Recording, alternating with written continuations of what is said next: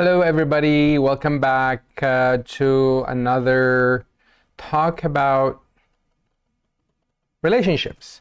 So today, I think I have a very good topic that maybe can be beneficial to many of you.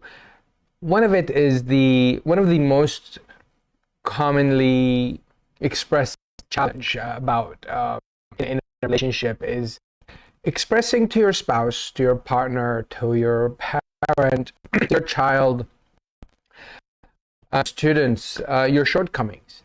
It can be embarrassing, and it can make us feel inadequate, and it gives us the impression that maybe they think of us and we're not good enough. So how do we go about talking about these mistakes or things that we have done regarding finance, success or failures at school, work, being hired, being fired, being demoted, all the things that can impact us? Because it's really easy for us to talk about anything that is fun, anything that is successful. I got promoted. I got an A. How do you talk to someone that you failed them, quote unquote, or maybe you failed yourself, quote unquote? But these are really not a positive thing to say about yourself to your partner or the other person in your relationship.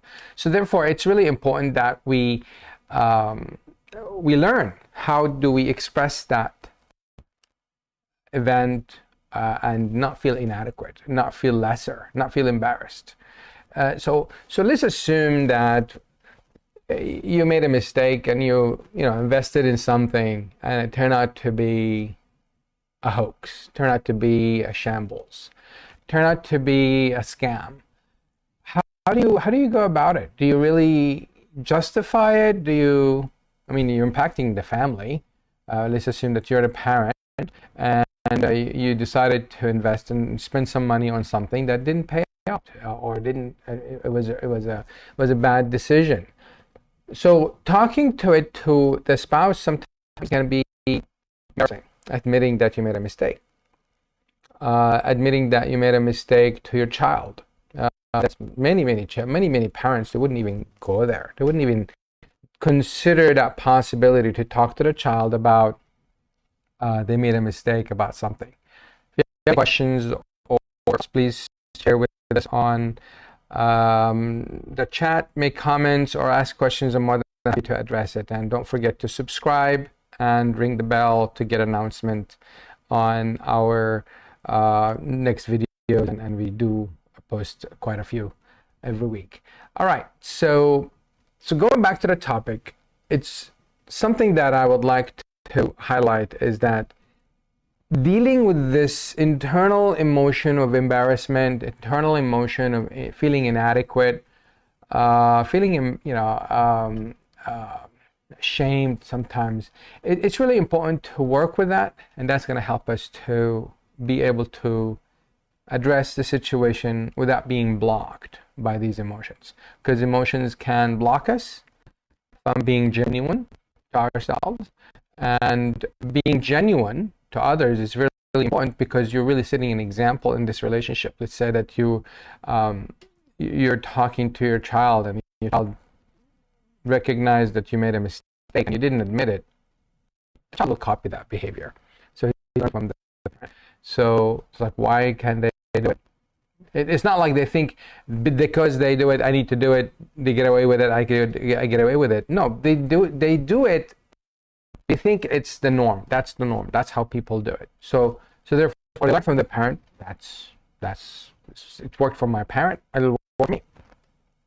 So it's really important to deal with these emotions so we can be genuine, so we give a genuine character to the other person in the relationship. That's who we are. I'm not a fake, I'm not a fraud, I'm not just a facade, and there's a lot of crap inside and a loser behind the facade. No, it's really to be genuine, to be vulnerable. It's one of the most courageous things that we can do in feeling vulnerable, But it's really not about feeling vulnerable. It's feeling normal when you are vulnerable. It's feeling okay. It's really not a big deal to be vulnerable. It is what it is. You made a mistake, you need to address it. And you need to share it with others so they can also learn from your mistakes. Because when we don't talk about our mistakes, it's really blocking knowledge from the loved ones around us to learn from our mistakes. But therefore, we feel embarrassed, we feel ashamed. It's like, I don't want to come across as gullible to my friends. But so what? If you came across as gullible, maybe they will reach out to you and share a few things with you as well. And so you can learn from their experience. So it's a really two-way thing. So assuming that you had a situation where you lost money, going back to that example, and you really had good intention to it, and you think that you did a really good job and did everything possible to make sure it's spent for whatever reason it was, and therefore it did turn out to be that this was not the case. And what do you do after that? Your spouse or the other person in the relationship will not be happy, right? So let's assume that you went and bought a products like watches, small watches. Each one was 5 ringgit. You thought it was a really good deal, and you spent 500, right? And you bought 100 watches. So you want to really trade, like you say that you're the child in the family, or you want to do this, and you took the money and you spent 500 while your parents can use the 500 for something else. So or you as a parent, you spent 50,000 or 5,000 ringgit for something that the family could have used to do. Maybe your child needed a laptop, maybe and you felt like if you do the 5,000, you can put it in this investment, it'll come back as 50,000, which is likely. But then that's your thought. That's what you did. That's what you were intending to. Going across and talking about it to the family and children, it's not going to be fun. So what happens most of the time, the parents to tell the children, don't talk about this. You need to mind your business. This is parents talk. You do not talk to me about, you don't criticize. So they shut down the children, and I was like, well, I needed new clothes. I needed a new bag. I needed new shoes. Look at my friends have this, they have that. I'm not normalizing that this is okay to yeah, welcome. So we're not normalizing the fact that the children, they can get away with anything they want, but it's actually the thought of dealing with that situation. How do we become the example to play that role for our for the people around us, and also for us to be one. So working with that inadequate that you did something wrong is one of the things that can really, really improve the relationship between you and the other people within your surroundings. The example I mentioned. So let's say that this is a father took 5,000, wanted to spend it on some kind of project, and didn't pay out, and the mother had things to she could have done something with the money, and so forth. So for the father to sit down and talk to them and address their disappointment, it takes a lot of courage. And that's really what it comes down to. It comes down to having the courage to be in that situation. And if we don't have the courage, we will run away. Like, for example, also, if it doesn't have to be a parent, it could be a partner in business. You took some money and you thought it was a really good deal. What happens? You will walk away. You will just run away. You will just block and ghost your partner because you feel embarrassed. You don't want to be. So this block, it comes to protect us from feeling vulnerable, from feeling embarrassed and admitting to our mistakes. So these things are really essential that when we address it, it's going to help us to be genuine and strong character. Be genuine to ourselves and bring that strong character to ourselves. Any thoughts? Any questions? Makes sense. Yeah? All right. So how do we go about it? So how? So one of the things, as I mentioned earlier, you do need to have the courage, and that emotional intelligence gives you the courage. Now, these are the things that you can talk to your family about. So what about the things that you cannot talk to your, not family, but your partner or anyone in the relationship? Like I was having a discussion a while back, and one of the things that you do not like, for example, what are the things you talk to your spouse about? What are the things you don't talk to your spouse about? Maybe we can have another talk specifically about this. But this is something that you would like to talk. I mean, going back to what I mentioned earlier, some parents say, no, let's not talk about this. This is something we don't talk about with children. But actually, I feel like it's really important to talk to the children, as I mentioned earlier, because they learn from it. There are certain things that, yes, we do not want to talk to the children about. There are certain things that happen to us we don't want to talk to our spouse about. There are certain things that happens to us we don't want to talk to our children about. So this is not about opening up and telling everybody everything that we have. That's just not the talk. The talk here is that if you did something that impacted the other person, or you did something that impacted you in the relationship with the other person, financials, you lost your job, you got scolded at work, you're not happy, you're really stressed at work because your boss is really very vocal, very in your face, and you come home like you're really stressed, but you're not able to talk to your spouse about it. But actually, it's really important to talk to your spouse about it, because it's going to help him or her to understand where you're coming from. And it's not that you're upset because you're at home facing them. For example, if I get scolded every day by my boss, and for good reasons or bad reasons. Actually, there is no really good reasons for being scolded at work. But let's assume that the situation is that you get scolded for something maybe you forgot to do, or because you had so many things on your plate and you didn't do. And then this happens every week. Once or twice you get scolded. After some time, it'll show in your character at home. So it's really important to talk about that. But it's embarrassing to tell your children, or to tell your to tell your spouse that my boss scolded me. Well, one thing, your spouse is going to try to help out to fix the problem. Oh, go find another job. Oh, talk to them. Stand up for them. So they're going to jump into and tell you what you should do. And I've done some videos on what we can do to, instead of telling the other person what they should do, actually be to listen and support. We don't have to really figure out a solution, because the person is capable of having the solution. So let's assume that your husband or your boyfriend or your fiance got scolded, and they had the courage to talk to you about it. I really want to give that support. It's okay, these things happen, I'm here to support you, but we don't need to really get to solutioning. Some people fall into the solutioning, especially I see it more on men. They want to always help their ladies in their lives, to whether sister, mom, wife, girlfriend, whatever. They always want to give a solution. It's like, oh, I tell you what to do. You do this, and it'll be fine. But maybe that's not what they want. They just wanted some kind of support. So that's from the receiving end. We've done some videos on that. Now, from you as a person who wants to express that, the vulnerability is really there. It's like, what if I were to say to my wife that my boss scolded me and I'm really feeling down about it? She's going to think I'm weak. Well, it's really important not to assume, because we don't want to assume what the spouse is going to say about that. That's a possibility, because the spouse comes from a church, meaning that's a different culture, even though she's still Asian or same specific race or whatever. It's still a different family. That means it's a different upbringing.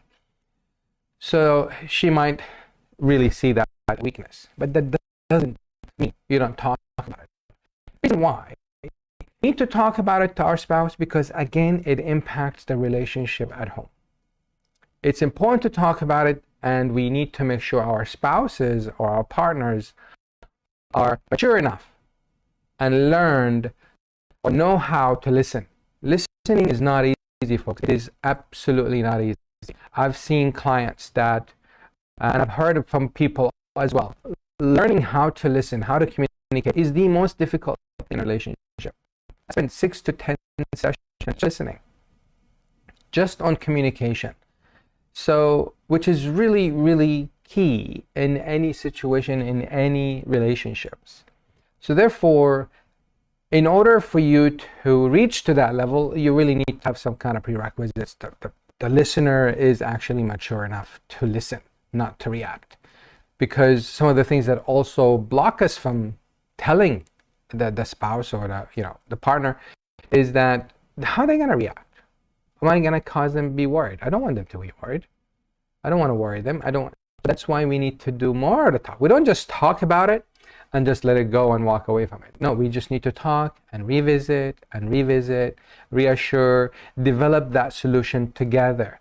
That's where anxiety is going to be reduced, when we are able to talk about the issue and continue to develop the solutions together, grow together out of this problem. So, any thoughts or questions? It can't be that, is it? Even if they're trading. Well, it doesn't matter. You're still people.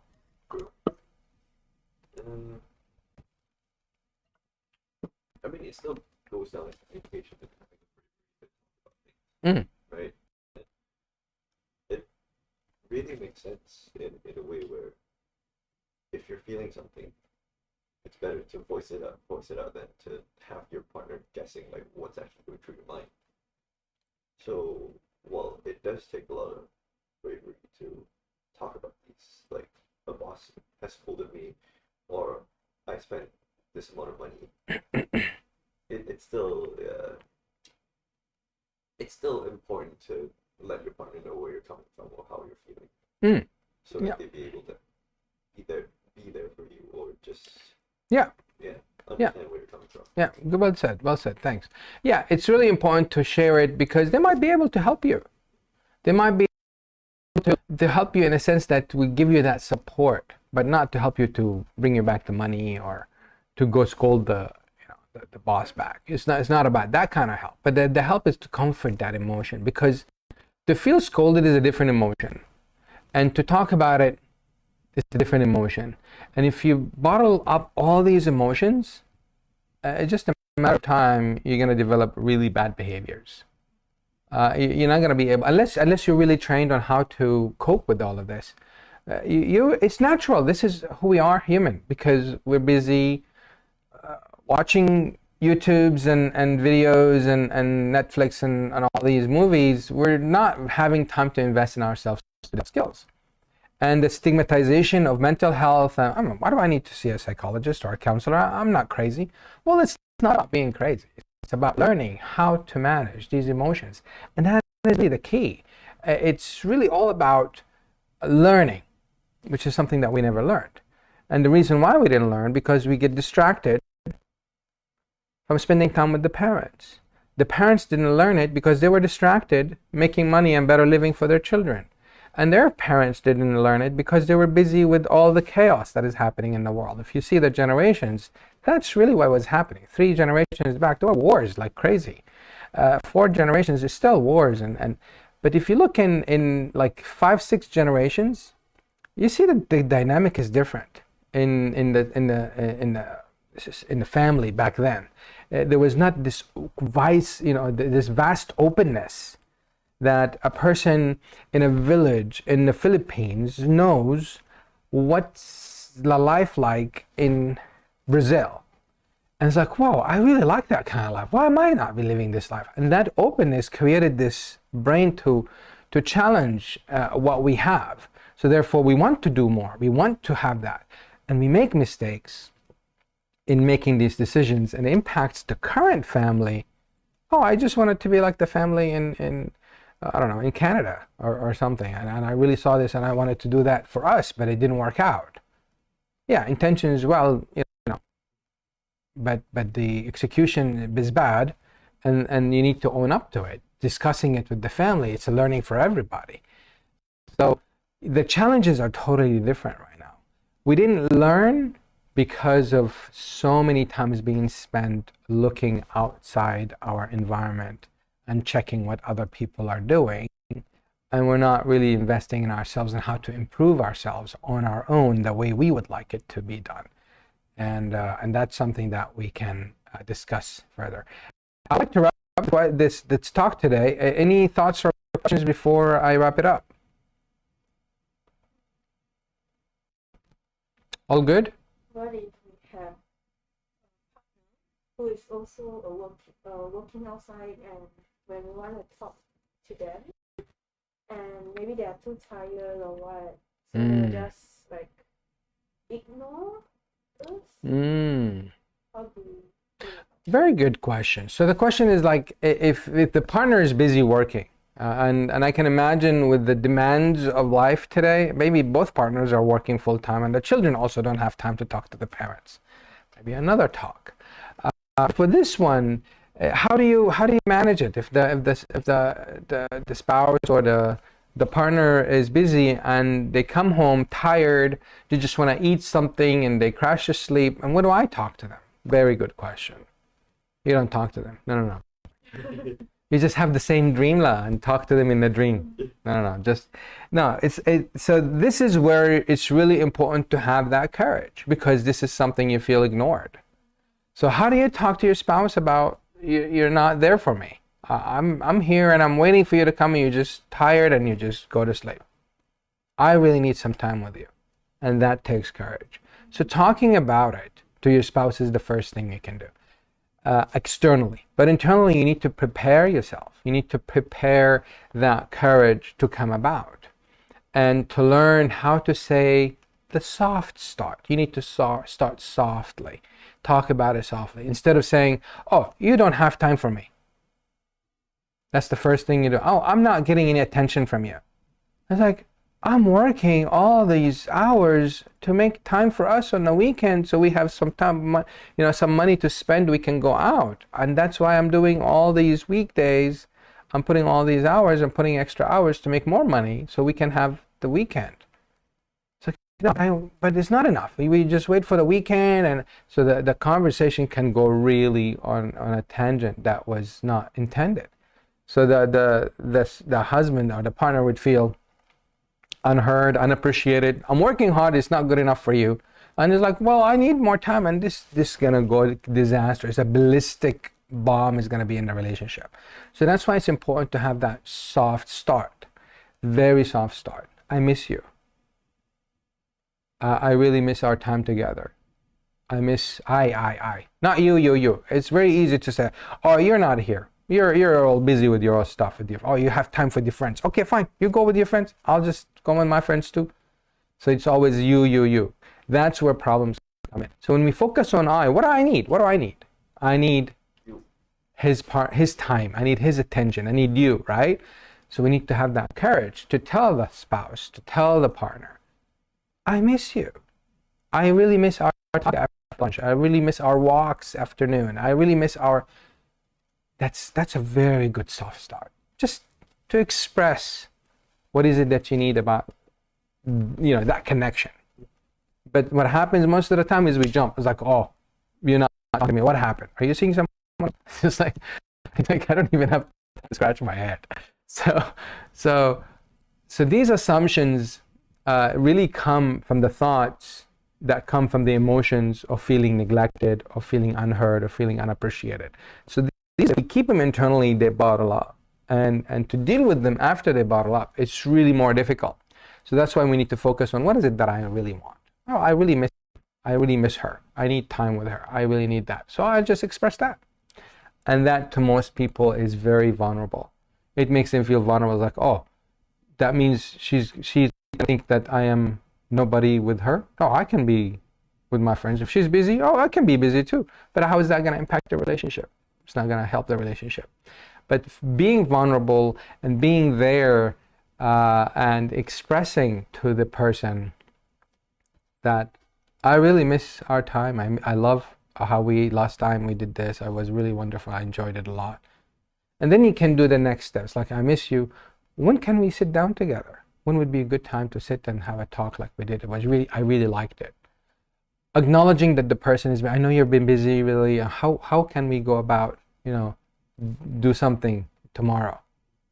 You can take the initiative. And being mindful that the spouse is being busy is very, very important to acknowledge it too. We don't want to take it for granted, right? It's really important to acknowledge it. I understand that you're establishing this new business, and I can imagine how much time is taken from you. And I just want you to know that you're my prayers. I love you. I miss you. When can we sit?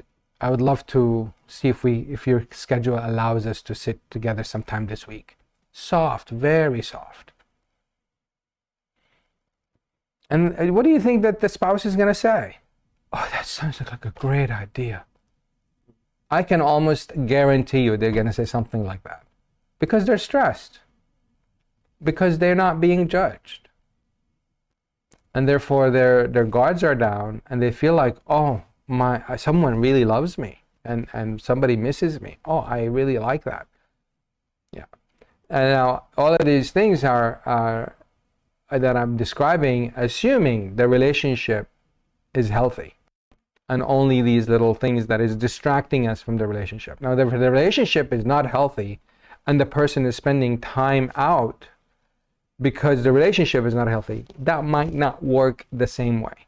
So if you said something like this and it didn't work out, as I mentioned, this can be a red flag that you really need to reach out to professionals to help you in a relationship.